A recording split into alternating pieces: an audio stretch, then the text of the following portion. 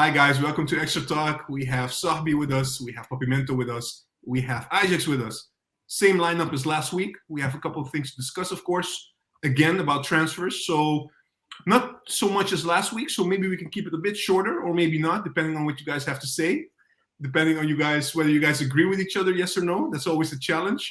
Let's see. Guys, we have to talk about Bergwijn. That's basically the number one player we have to talk about. And I see Eyejax already smiling a little bit. You want me to go to Sahbi first? I will. Before we go to Sahbi, look, it's not a secret anymore. We want Bergwijn. The problem, however, is it's like we just hit the replay button. It's the same as in January. Tottenham wants, well, Fabrizio Romano is saying 30 million. According to Mike Verwij, if we give 22 plus 3 million in variables, 25 in total, that should seal the deal as well. 25 million or 30 million, it doesn't matter. It's a lot of money for Ajax. You know, we're not really in the habit of paying that amount to players. So it's a big expense. And it seems like Ajax's first bid was, according to Mike Verwij in his podcast, weekly podcast, it was 15 million plus 2 million bonus. So around 17 million. Now, this is almost the same as what we gave or what we did in January, the first bid, which was 18 million. So we're kind of doing the same thing over and over, it seems. But before we talk about that, in general, how should we rate Bergwijn? Is he important for us this transfer window? And is he really what we need? Because we have been chasing him for quite some time. And like Eyejax said, I will start with Sahbi. Well, where should I start? I mean, first of all, if it was up to me, I would have already stopped the negotiations with Spurs for him. I mean, this is taking ages. I mean, how many times did we get back to Spurs to get to buy Bergwijn? So it's not the first time. From Ajax's perspective, they should stop hesitating and act like a child and just take a clear stand. Either go for him and pay that freaking amount, or stick with what you want to buy for him, and then no negotiations, because it's becoming a bit frustrating and boring at this moment. But for me, I would not go further than 20 million, and that would be already a lot for him. I mean, his market value has been set to 80 million according to transfermarkt.nl, which has the model to set up the value for each player. So, yeah, I mean, he went to Spurs when? I think it was in January 2020. And since January 2020 until now, he played a bit more than 3,500 minutes. If you calculate it in the amount of games he played, it was 84. Whether he was a starter or a sub, I don't care. And he scored 8 goals and had 10 assists in 2.5 years. I mean, what are we talking about? Why should Ajax pay 25 million for a player that is a bench player to start with, because he didn't have any impact at all for the Spurs in this last 2.5 years? And it doesn't make sense to me. It just doesn't make sense to me. I know we do need that type of profile as Bergwijn. I mean, Bergwijn is a good player. I'm honest. I mean, he has speed. He can dribble. He has depth. Exactly the thing that we need. But would I love him to play for Ajax? Hell to the no. I'm very clear about this. He costs too much. He's way too much to just to buy it. His transfer fees is too much for Ajax. And next to that, where do we need to play him? I can only think of one thing whereby it's okay to have him, and that's when Tadic goes to the center and Haller gets sold for a very decent profit. 35 million, 40 million, at least you have a profit. And with that amount, you can buy Bergwijn, Maartenwijn, and you can buy Brobbey as well. So okay, I can imagine playing Bergwijn as a left winger, Anthony, hopefully he stays as a right winger, and then Tadic in the center. That would be great.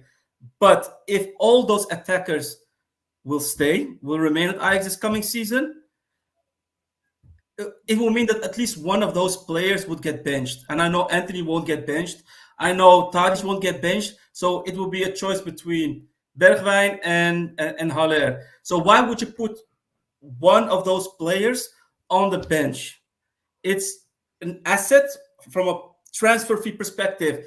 It's so much. We're not Bayern Munich. We're not Liverpool, United, etc., whereby we can easily put players on the bench and then see what happens. No, our assets, our assets should be on the pitch and not on the bench. So I don't see it happening, and hopefully it won't happen unless they pay a decent price and Haller moves on. Interesting points, Sahbi. Before we talk about the points that you brought up, I just want to give the floor, of course, to the others as well to react. Eyejax, I want to go to you first. Maybe he mentioned a couple of things you wanted to argue against or for, but what do you think of this whole Bergwijn situation right now? I think it's been dragging on way too long, and we just need to sign him, pay the money, maybe 20, 25 millions, and get it over with, because I do not want another saga that we'll keep getting Bergwijn messages and notifications. Oh, they're still negotiating. Oh, they're asking for this. Just get it over with. Let him sign at Ajax. He's an asset to the team. You can see it in the Dutch natural squad. He has a lot of potential, a lot of qualities. He's a lot younger than all the other attackers that were mentioned. He's younger than Berghuis. He's younger than Tadic, so he has some years in him left. And I think in a long season, they will all get their minutes. And to get back to Sahbi, that he didn't do anything significant for Tottenham, I believe that he had some great matches before with the last transfer break, that he scored 2 goals in like 3, 4, 5 minutes, but gave him some important points. So I think the problem is not that he doesn't have qualities. Spurs just do not give him a chance, So let's just pay up the amount that they want, like 20, 25 million max. And I think that you will get it back in the long run, and he will definitely add something to the team. And I know there's a lot of sentiment involved at what Sahbi's opinion with the statements Bergwijn made when he moved to Tottenham. I'm not happy with it also, but I'm trying to be objective and look at his skill set and what he can add to the team. And I think he can add at least some depth and a lot of threat in the front positions. He can play several positions, and the only one that can do that at the moment is Anthony in our team. And you saw, if he's absent, what it does to the team flow. And also, if Robbie gets signed, he also has a little bit of depth when he gets sent away from the midfield with a true ball. He has some speed also, but next to that, we have static players. So adding someone to the team that has some depth and speed, and can also dribble and make an action, like Anthony can. I think this is a welcome a quality signing. So I will just get it over with, make a great negotiation with Tottenham, because they are very firm in the way they negotiate. I think it's Daniel Levy at the helm of the club, and he is just being a pain in the ass. And just ask them, what do you want? And just, if it's within the range, just pay it and get it over with, so that he can just have the preseason with us. This is my stand on it. Yeah, for me, look, before I go to Papimento, right? And I want to ask Papimento for his opinion about what's happening, but also what kind of impact it has on the team. Because you both also raised, if you look at the attacking line, what kind of impact, where can he play, etc. But we're also trying to sign Groby, right? We already have a big signing in Haller. So if we also get Bergwijn, do you think all these players are going to stay at Ajax? Can we do that? I think we should offload Haller while we can, because I do not think he will have a same season as he had this season. So let's not make the same mistake as we did with Neres when they offered like a huge amount of money, and then you see the player not perform anymore at that level the seasons after. I do not have high hopes that Haller will have ever a better season than he has now stats-wise. So if you can offload him now with some profit, hopefully around 40, hopefully to Dortmund, hopefully they'll sign him, just offload him, because he's not the Ajax striker that we want in our system. He did properly, and I'm not hating on him, but I would rather see a Bergwijn or a Brobbey in the center of our team, or a Tadic than Haller, because he's like Swan Lake sometimes. He's more on the ground than on his feet, and his combination play is really bad. So aside from his goals, if he's not scoring, and we saw it in the last few matches of the season, he doesn't have like a lot of surplus, a lot of value for us in the team, because his goals are pivotal for us. But if he doesn't score, he doesn't bring a lot next to that, Yeah, absolutely. Papimento, let me ask you two questions because this is basically the essence of this whole discussion. If we sign Bergwijn, do you see his upside, his value to this team? And second of all, how much should we rate this value? Should we go as much as Spurs want, 25, 30 million? How do you see that? Max 30 million for me, Juan. I think his profile is very important for what we need at Ajax at the moment. If you have to bench Haller, bench him. Who gives a shit? Seriously, who's the better player? See, think about 5 years ago. Ajax was never able to go for these big transfers. Okay, and when we lose players, we always go back 3 levels, and it was always an issue in the group phase of the Champions League. Now, if you sell Timber, I would say don't buy Bergwijn, because if you sell Timber, your chances in the Champions League to go far is way less than expected. If you keep Timber, then you might have a chance with Bergwijn added to the team to really, because you don't buy Bergwijn for the Eredivisie. Let's be honest about that. You buy him because it's an immediate injection in your team of quality and a player that you specifically need, and that you won't get anywhere that understands the Dutch way of playing, that has that same level, and that has already Premier League experience, man. So he's a player you can immediately put in the first team, and he will do well. I checked also the youth product, Marta, Sontje, Van Axel Dongen. All these players need time, man, and they're not there yet. So maybe with Bergwijn, he's 24, still young. We can still have a big payout when we sell him if he does well at Ajax, and we give time to the youngsters to gain some experience as a substitute, rotation, on loan, whatever you want to call it. But at least you give them time to progress in their development and be ready when the opportunities come. Yeah. So I'm hearing 20 million from Sahbi. That's his max. I'm hearing 25 from Eyejax. Is that correct? And I'm hearing 30 million for Pimento. Max 30. Yeah, I'm talking about max. Yes, exactly. But where will you buy somebody like Bergwijn for 30 million, man? Yeah, Sahbi can answer that. I will give it to Sahbi to react. No, but what I don't understand is why would you buy somebody for 30 million? I mean, Spurs paid 30 million, and he came from the Eredivisie. And in that time frame of 2.5 years, he didn't show anything. So why buying him for the same amount? I don't get that. But if he goes to the other interested parties, Sahbi, 30 million is nothing for those interested parties. Exactly. It's just 30 million because it's Eredivisie and Ajax and expensive for us. But 30 million for a player like Bergwijn, it's actually in the actual market. It's not that expensive. I don't think other clubs will pay that 30 million. Perhaps it will be the 25 or the 26 or the 27. But if he wants to come to Ajax, he needs to have a clear stand on this as well. I want to go to Ajax. From that perspective, that 30 million is a no-go. I mean, you said before that it's the period now of Ajax where we can pay that amount. But don't forget, we had a huge setback because of the COVID. Overmars 6 months ago, he told us already that we need to sell for 50 million because of the losses that we took in the recent years. So I don't see Ajax paying 30 million for a player without offloading at least a big player. So I would agree with a 20, max 22 for Bergwijn if Haller would get sold. You would have a profit from Haller, and you get a great player to replace him because, as you said, he can dribble. He's a quality injection, and as Eyejax said, Haller won't do the same as last year. He's not an exceptional player. He doesn't have exceptional qualities. Bergwijn can have that additional thing that I can profit from, but 30 million, nah. We're not Bayern Munich, as I said. We're not Liverpool. We're not Real Madrid.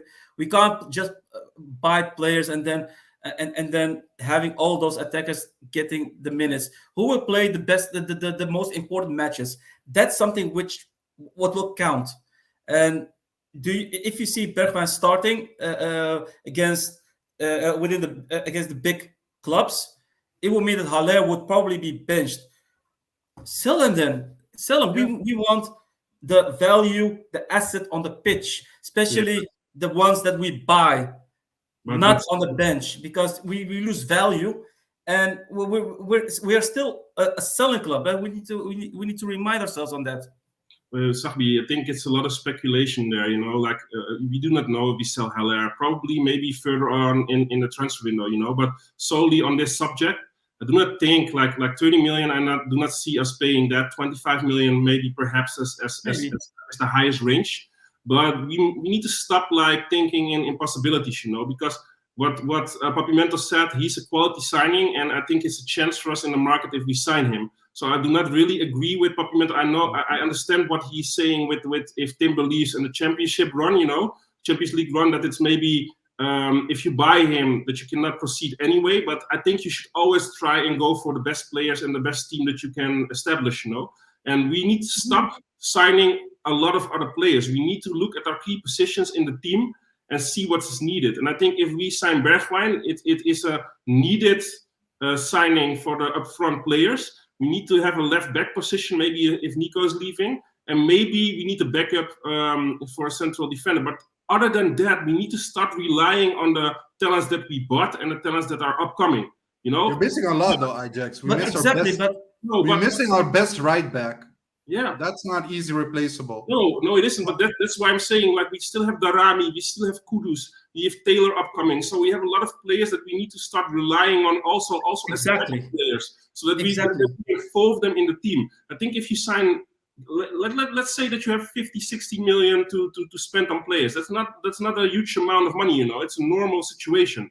If you pay like 25 for that for like a Bergwijn, maybe sign a Wijndal for 10, 50 million, and then maybe sign a central defender or a right back. Then you are on that amount. Maybe you still a few players still. You do not know. Maybe you still Schuurs or etc. But I think that is sufficient enough, because all the other players, we have a lot of quality players still in the team. We have up and coming players in a Taylor, and we still have some diamonds in the rough like a Darami that needs some time and minutes to settle in. And also I have high hope for Kudus. So don't forget, we still have Iataren also.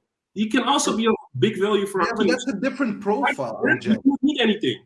Maybe a reserve keeper or something. You cannot play Iataren, Tadic, Haller up front. I'm sorry, you cannot play Berghuis, Tadic, Haller up front. But Eyejax. Wait, can you explain why, Papimento? What do you mean by that? Because they have all the same type of play. It's all coming into the ball, no depth, no running off the ball to receive the ball behind the defenders. So for me, you saw it. We changed the whole formation because Anthony got injured. Don't you want an extra profile like that in your team that has an impact, that you're not so dependent during the season on only one guy to be able to play the 4-3-3 system? So for me, it's not a valid argument by saying, yeah, we have Iataren, we have this. No, I'm looking at profile of player, and we have nobody besides Anthony that can play it like Anthony and Bergwijn. You're stretching my words now, buddy. I'm saying get Bergwijn, get two other positions, and if you get Bergwijn, you have that extra value up front that can go deep. I'm just saying, do not spoil the money on other talents that you already have in your academy or on your bench. Start giving them minutes, not like Ten Hag only playing the same 11, 12, 13 players. Start getting them involved from the get-go, from the start of the season. Then you will have some quality on the bench also, and you can utilize them. So only go for those key positions. Perhaps if you have 60 millions to spend, it's not. How did you come up with 60 million? How did you come up with 60 million? The last information that we got is that we had to sell. So if you have to spend 60, instead of speculating, also you say 60 million is not a possibility for us because you have like a balance, and there's a certain amount of money that's always on there as your transfer budget. So aside from that, you have to sell. What do you think that we have to spend then? Do you think 60 million is much? I think you have 20 million probably to spend, but 60 million, I mean, that's a fantasy. We all know. It's 20 million. We're not Feyenoord here, buddy. I think you're way off there. No, but we're talking about Overmars who recently just said we have to sell. We sold Neres for 15. We sold Gravenberg for 25. That's already 40. We probably more. So what is the problem? I think we have to sell a bit more. The Champions League? You're being way too negative here, man. I'm not negative. I'm realistic. That's a different opinion. let me Look, intervene Sorry. a little bit here. I just want to drop, because we're talking now about the finances, right? Which is also a very interesting point. Mike Ferrer, again, I have to mention his name again. He insinuated basically, or he came up with the argument that our financial director at Ajax, Susan Lendering, that she's basically also an obstacle a little bit, because she has to, of course, not only her, but she has to go to the board of directors, and she's the one that has to do the financial assessments, on getting players, etc., etc. But at the same time, looking at our current squad, how much money we have, how much money we can miss, etc. And it seems like this is an obstacle. And I'm coming back to this because the thing for me, right? Again, we're not sure whether Ajax really gave 15 million plus 2 million as the first bid, but let's assume that's the case. It's basically almost the same as what we did in January. Why is Ajax? Maybe it's a negotiation tactic, but at the same time, I'm thinking Spurs didn't want to sell him in January for anywhere in that category. Why are we going again with this same official bid? I'm going to give it to Sabi first. What he thinks about this whole situation. If we really want a player, and we're chasing a player for over a year now, 1.5 years, why are we coming this low while we know that Spurs wants 25 million up to the range of 30 million? No, I don't get it as well. As I said earlier, they're too hesitant. They need to take a clear stand. Either pay up if they want to, and get done, get over with.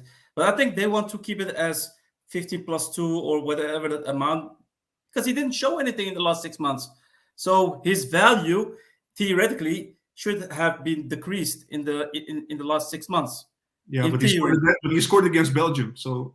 Ooh. But seriously, I think it's a negative argument, man. He didn't show anything. He didn't get the minutes. But actually, if I'm being honest, what I saw for him when he was played, either at the national squad or the minutes at Spurs, he did pretty well. So you cannot only say the argument, yeah, he didn't show anything. Then we because can say, he didn't play that well.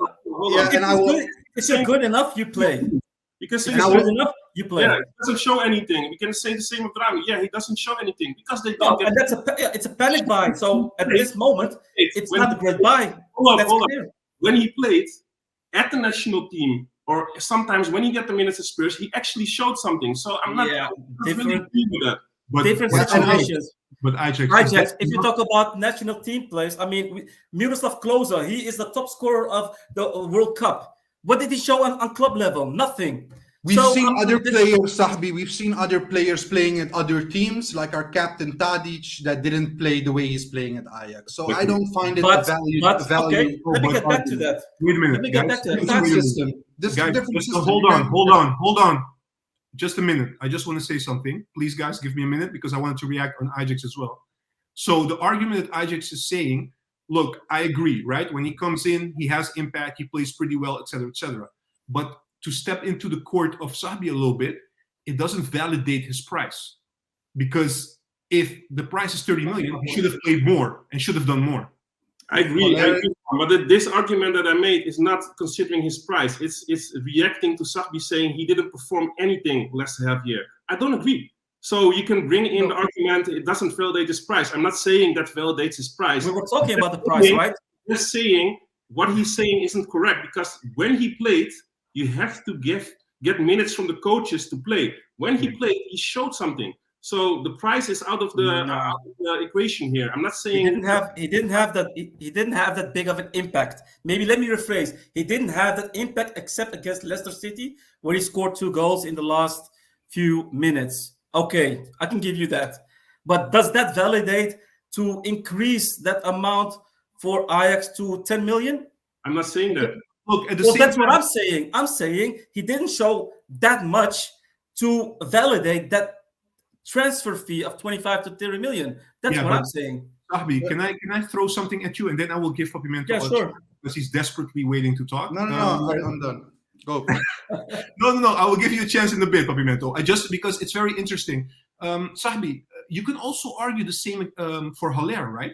Because Haller didn't show anything at West Ham at a later stage, but we still paid up a lot of money for him.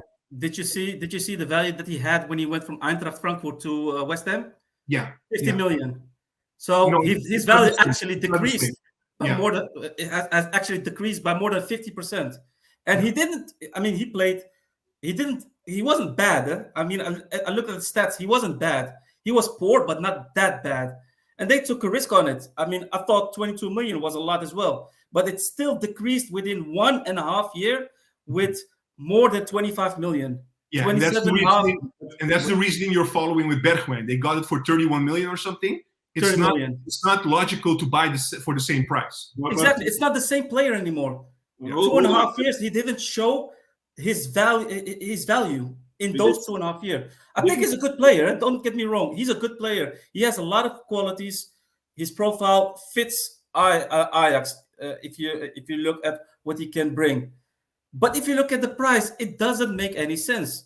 30 million to Spurs, and then they want 30 million as well after 2.5 years?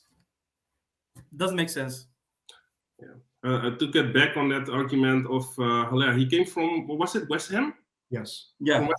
We have to take something in the equation here also, because what Sahbi is saying is totally right. You know, they sold him for less than 50 million. But we're forgetting a great and an important point here. West Ham was in a predicament because they had financial situation.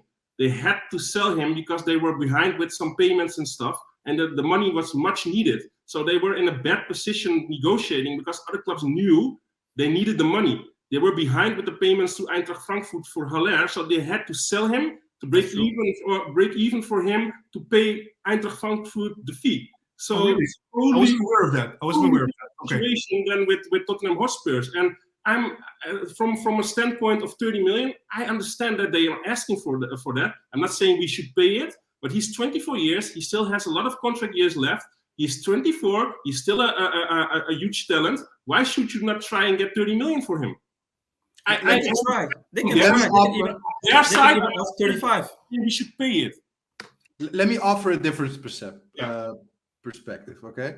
So let's say Haller is 22 million and he's our highest sale ever, okay? If you think about, he's our highest transfer ever, right? Yeah. So plus 3 million, or let's say max plus 8 million, that would make it 30 for Bergwijn. Just that, the skill of Bergwijn, how do you say that? The skill would justify that extra added money, right? I mean, looking at Haller and looking at Bergwijn, just that perspective. Yeah, but you cannot look at it like that. You know, every position has a different metrics, basically, because a striker is the most expensive player. That's one. And second of all, when we got Haller again, I mean, he was worth. We got West Ham got it for 50, right? 50 from Frankfurt.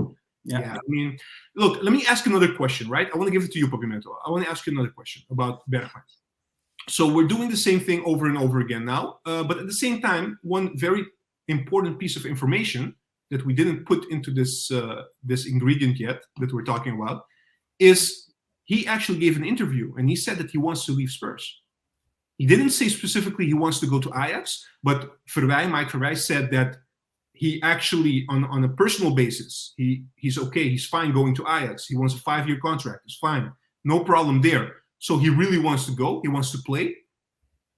But doesn't that change a little bit? Doesn't Ajax has a little bit more, like ammo, basically, when negotiating with Spurs, or it doesn't work like that? Spurs still have a say. No, it doesn't matter for Spurs if he goes Ajax or he goes Sevilla, but Sevilla wants to pay the 30 and Ajax doesn't. So, what if Bergwijn really wants to go to Ajax? Like the case we saw with Gravenberch. Gravenberch actually pushed Ajax a little bit. Yeah. Because they that's Ajax, and that's with youth players, and that's a whole different gentleman agreement that goes on. That doesn't work that way there. There is no gentleman agreement. Spurs just wants the highest transfer fee for their players, and that's it. There is no emotional things at play here like they do at Ajax. Go, Sabi. You wanted to say something? No, just want to add because I agree with you, Papimento. He still has a 3-year contract, and we all know Spurs. We all heard what Ajax said. Daniel Levy, or how you pronounce it, I don't know. It's difficult to bargain with him, to negotiate with him. So he could clearly stand with this transfer fee of 30 million or 27 million and say, if you don't want to buy him, okay, we'll keep him. They don't care because they have enough funds available and they have 3-year contracts, so he could easily wait for the club that has the highest bid. I would like to add some last thing, Juan, considering Daniel Levy. I would, from the future or to the future now, I would like to implement a Tottenham tax, If they want our players in the future and they've bought a lot in the past, tell them to go fuck themselves or pay 10 million more, because I'm done with the negotiating they're doing, And sometimes maybe Ajax is also lowballing them, so then we have to meet in the middle and do a proper negotiation. But the way it's dragging on and dragging on and dragging on, it has something to do with him also being a cheap ass, And I understand, because he wants to get the maximum out of the possibility for this player, but also other way around, If they are knocking on our door for the player, fine, 10 million more than other clubs, and otherwise go fuck yourself. Okay. Yeah, actually, I want to add to that, because they did buy a lot of players from us. Alderweireld, Vertonghen, Sanchez, Eriksen, you name it. So there must be a good relations there. Actually, Alderweireld didn't go directly from Ajax to Spurs. To Atletico Madrid. Okay. But I understand what you mean. Yeah, the others are good. Yeah. But Juan, what does irritate me, okay? And this is straight out. We've been talking about Bergwijn for now how many seasons? Like, how long has Ajax been pursuing? It's the third, right? Third window? It feels, and I've said it before, it feels kind of like lazy scouting. In all that time, are you seriously telling me there's nobody with the profile like Bergwijn, maybe younger, maybe a bigger talent, maybe something that can... Maybe you don't go for 30 million, maybe you'll buy him for 20 million, like an Anthony, for instance. But the payout next will be huge, so you don't have to worry about the money. And he could also give you immediate injection of quality in your team. So it doesn't only have to be Bergwijn. But why are we only hearing Bergwijn? It's annoying me because it's lazy scouting. We've been hearing that name for many seasons already, and no other names are coming up. I'm wondering if they actually do active scouting, or is it just based on hearsay if they check a player out or something? I think partly what I think is it has to do with the fact that they've learned from the situation of bringing players that are used to play in Eredivisie or even at Ajax. Look at Brobbey. We've been chasing him also, and we're chasing him now again to come back because he's used to the system of Ajax. He knows the youth, he knows the way we play, and you see that these kind of players, I know it's not the right way to say it, but they're like plug and play. They come and they can immediately play the way that they're supposed to play. They don't need like a couple of months to get acquainted with the system and the weather and the way the Dutch people are, etc., etc. These players are like perfect players to buy because they don't need any time. They can just play from the start. I think we have scouting that are looking at other prototypes, but there is no one that fits all the check marks like Bergwijn. That's what I think. Yeah, but if that's the case, then you need to move on. Don't kiss ass all the time with Tottenham. You mean seal the deal right away. Seal the deal. Be at it. Close it. So if what would you do? You would say this is my best and final, and if you don't take it, we will pursue other options? Yeah, give a deadline, period, and then move on to the next one. Giovanni, excellent talent, cost around 20 million probably, which would they accept? I would say do it. He's been seen as the same talent as Anthony, maybe even better. Take that risk. Let me ask you guys another question, right? Because of course we talked about it last week about Brobbey. How far should we go? And we know it's going to be double figures what Leipzig wants. Whether we'll pay it yes or no, we'll see. But if you take that into account, we need a second striker. Brobbey also showed his worth in the second half of the season, and now also we're chasing for Bergwijn. Is there a situation in which you see, do you think it's realistic that we will go into the season with our current lineup, attacking lineup, and also adding Bergwijn and Brobbey to the mix, Papimento? No, I think we will offload one before we Yeah, I think we have to offload a Haller or something. Yeah, or maybe Anthony is leaving inside knowledge at Ajax. We don't know, but if you go for that much for a player like Bergwijn, then you're anticipating something. That's my personal opinion on that. No, is it because in January, Eyejax, I want to shift this to you as well. In January, we wanted Bergwijn and we still had the same players, but we only lost Neres. Yeah, because we lost Neres probably, and Yeah. I do think with the scouting part, I think we scout, but we value Bergwijn as a extra high category of a player that is like a steal if we can sign him. I'm not saying the amount of money, but if we can attract that kind of player, that actually was done at the Eredivisie when he left here. He was one of the best players and he left. If we can attract that kind of player that has that impact, it's a category that is higher than the others. And I agree with Sahbi that the Giovanni and stuff can be of a value, but it's still 20 million. So the risk is actually higher with that kind of player and the amount of time that you maybe have to wait until he can deliver than maybe 5 million more for a Bergwijn. But to get back to your point, Juan, I do not think. I think we can go into the preseason with the team we have, and even with Robbie and Bergwijn. But I agree with Papimento. I think there will be some players being offloaded. But I do not know if it's at the end of the preseason that they go or maybe earlier. But I cannot see our team staying like this for the remainder of the preseason going into the actual season. So I think they are anticipating already. And yeah, I think that's a good thing also because there will be some players moving on. Yeah. And what about what Eyejax said? I don't completely agree with that, but okay, that middle part. Can you Surprising. Huh? That's surprising. Which part?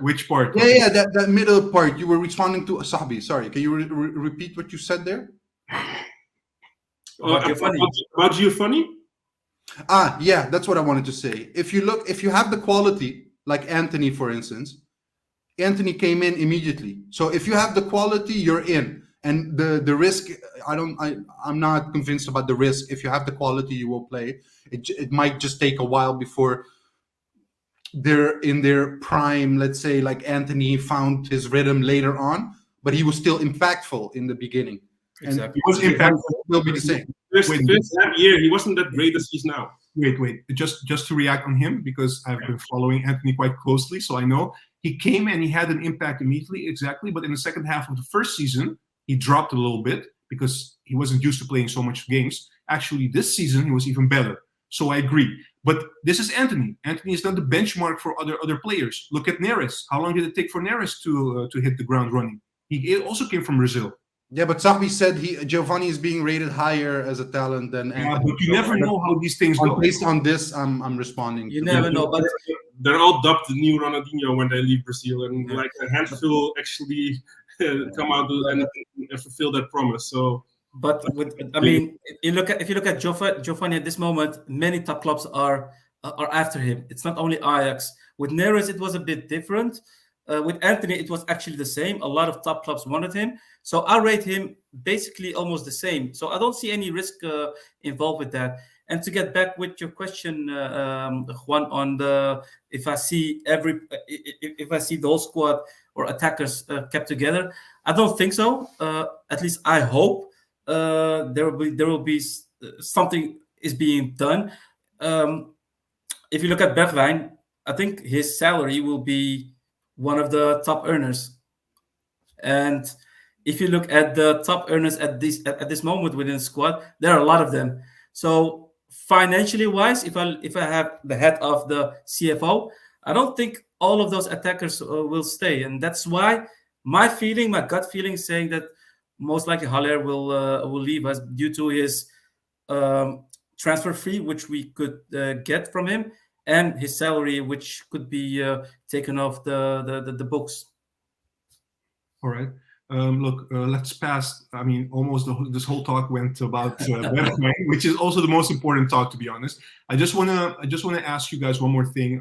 We saw an interview, I think yesterday or the day before, in which Schuurs was talking to the Limburger, which is a newspaper.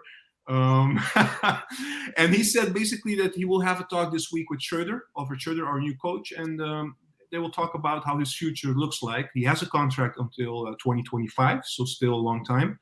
But you're starting to hear this not only from Schuurs, but a lot of other players. Darami came about this. Also, Taylor came about this. They want next season, of course, every player wants that, but they don't want the same season as this season in terms of their playing time. They want more regular playing time. And also what you hear is, depending on the situation of what Schreuder tells them, they will make up their mind whether they stay, yes or no. So this in mind, right? How do you react to this? And second of all, we don't know what will happen with Timber, so that's very important as well. But how do you guys rate Schuurs in this team? Do you guys still think he has a future at Ajax? Do you guys still think he can be a starter at Ajax? That's basically my question. In the Eredivisie? Pimento can go first because he's screaming for a reaction here. Eager. No. He's eager, yeah. Look, for me, Schuurs is not good enough for Champions League. So, no, he's not going to be a starter. He's a rotation player. He can be used in Eredivisie games. But if he wants to be a starter, go to Fenerbahce. Good luck. We'll find somebody else. But no, I'm not convinced about Schuurs. His defensive work hasn't been great. It's a clear difference between a Timber or a Schuurs. At this point, I even rate Rensch higher and a higher ceiling to play central back than Schuurs. So no, time to move on then if he wants to play as a starter. Eyejax, very interesting points for Pimento. Do you agree with him? I think he's being harsh, but I will leave it up to you first. You think that's harsh? Then I'm going to pile it up. Okay, go ahead. It's for him to move on, because if I have to see another Schuurs season again as a central defender, I'm seriously getting annoyed, because this guy is always playing like a Super Saiyan in the preseason, but in the regular season he's just like a little kid, you know. Not only is he not good enough defensive-wise, skills-wise, because I think he still has to learn a lot. He also doesn't have the mentality that is needed to be a rough defender, you know.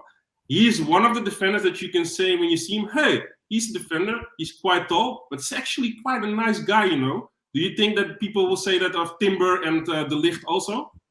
With the way they defend, with the poise they put in, and the toughness they put in the duels. With Schuurs, it's always like, he looks like a grown man. He's the face of a kid of 11 years old, you know, but he's not putting in like the body that is needed in certain duels. So please, I think it's time for him to move on. And if he can get 10, 50 millions for him, I would be very, very happy. And then we can spend that on Robbie. Just sell Schuurs and spend it on Robbie. That's my take on it. But okay, so I will go to Sahbi. But if we do that, right? I don't know what Sahbi's take is. Do you agree? And if you agree, Sahbi, surely he's saying we should buy Robbie, but I think we need a defender then.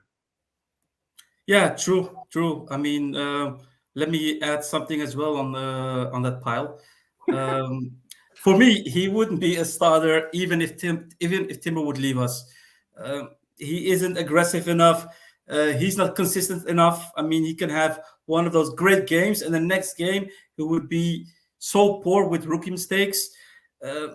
While defending, wait. Do you still think that after this season? Because in my opinion, what he showed this season looks like he made an improvement. But it could also be that it has to do with playing along with Martinez. Most likely, but he didn't convince me yet. He had some great minutes, but he was definitely not consistent enough. And what bothers me a lot with Schuurs is, while defending, he waits too much and walks backwards when attacker tries to dribble towards him. So he can't handle the one-on-one situation, which Timber and Martinez are excellent at. He doesn't have that, and that's something what we basically need. He doesn't have that explosiveness when he starts running. He's really slow and then starts becoming faster and faster, but he doesn't have that explosiveness. And yeah, his turning ability is like a truck. It's like a truck. He is so slow, so easy for attackers to drill past him. So for me, he could be a second central defender. I don't mind, but he would never be for me a starter. So if that will be one of those conditions to be a starter or to play at least way more minutes than he did last season, he's free to leave for a decent amount. And So you guys are Schreuder then. Okay, I will start with you, Sahbi.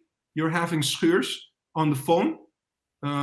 Maybe I'll call you then. I'm Schuurs. I'm saying, Alfred, listen, I have to play more, man. I have to play more. I cannot go a season again like this. So what would you tell me? It's not an accent, man. You have to talk with a Limburg's accent. No, I can't do that, bro. No, but what would you say? You're Alfred Schreuder. Tell me. No, I can't. You have to be on the phone. Yeah, Bro, Schuurs, Perr, my man. I can't give you that promise. You'll have to work hard. You need to work hard on your weak spots. But I definitely can't assure you any starting position. So if you have second doubts on whether you want to stay, I will leave it up to you.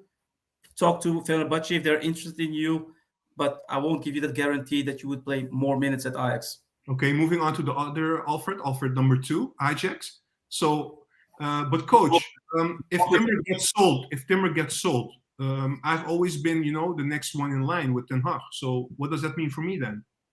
Yeah, hi. Yeah. I'm not Ten Hag, I'm Alfred Schreuder. So yeah, I'm sorry that he made some promises. I'm sorry that he made some promises, but I can only promise you this: nobody has like the guarantee to start, But with the current lineup, Martinez and Timber, they're way ahead of you, and I think you know this also. So if they stay, and also Blind maybe has some time as a central defender, you need to step it up. I cannot guarantee you anything, and if you want to play like weekly, then you should maybe move on. But if you have the faith in your own ability that you are able to fight yourself in the team, that's all up to you, buddy. But I'm not guaranteeing you any minutes. So take a long, hard take and look at what you want this season. And if you want to fight for it, I'm more than happy to let you stay in the team. But I cannot guarantee you anything. Okay, so I'll go to Alfred number 3. Alfred. Juan, seriously. Wait, coach.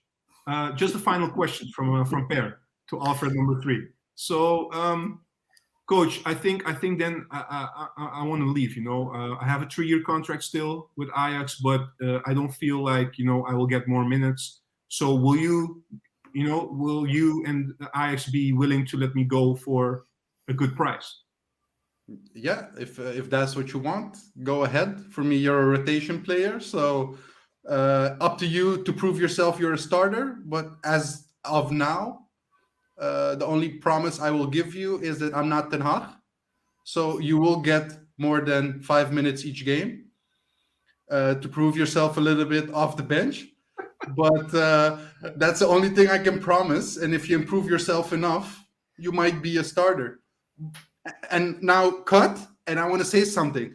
Yeah, look, sure. I hope the players have similar, because we tweeted about this on We Talk, right? The Kenneth Taylor mentality that Ten Hag told him you have to go, and he's like, I want to play for Ajax.